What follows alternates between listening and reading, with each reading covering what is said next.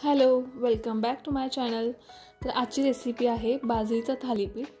तर त्यासाठी इथे मी एका भांड्यामध्ये 1 वाटी बेसन पीठ, 1 वाटी बाजरीचं पीठ आणि पाव वाटी गव्हाचं पीठ घेतलं आहे। त्यानंतर जिरे, आलं, लसूण आणि मिरचीचं वाटण घेतलेलं आहे। बारीक चिरलेली खूप सारी कोथिंबीर, बारीक चिरलेले 2 कांदे आणि मसाले घेतलेले आहेत।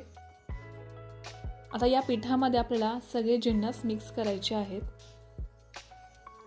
तर पहिल्यांदा इथे मी मिरचीचं वाटण मिक्स करते, त्यानंतर बारीक चिरलेला कांदा, आता कोथिंबीर मिक्स करायची आहे।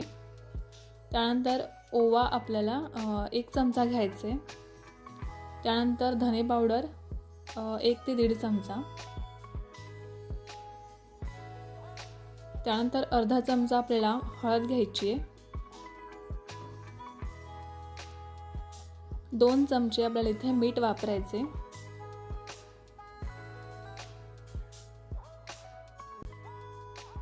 आता हे सगळे जिन्नस आपल्याला या पिठांमध्ये मिक्स करून घ्यायचे। आता थोडं थोडं पाणी आपल्याला ॲड करत हे पीठ छान मळून घ्यायचं आहे। तर तुम्ही बघू शकताय अशा प्रकारे आपल्याला पीठ मळून घ्यायचं आहे। तर एका सुती कापडावरती थोडंसं पाणी घ्यायचं आणि छोटासा पिठाचा गोळा घेऊन तर अशा प्रकारे आपल्याला थालीपीठ थापायची आहेत। तर अधूनमधून पाण्याचा हात घ्यायचा म्हणजे पीठ आपल्या हाताला चिकटत नाही।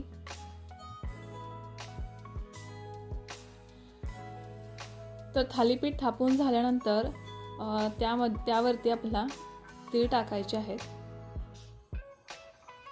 आता तवा गरम झालेला आहे आणि तव्यावरती आपल्याला थोडंसं तेल टाकून घ्यायचं आहे व त्यानंतर थापलेलं थालीपीठ तव्यावरती टाकून घ्यायचं आहे। तर लो मीडियम फ्लेमवरती आपल्याला हे थालीपीठ भाजायचं आहे।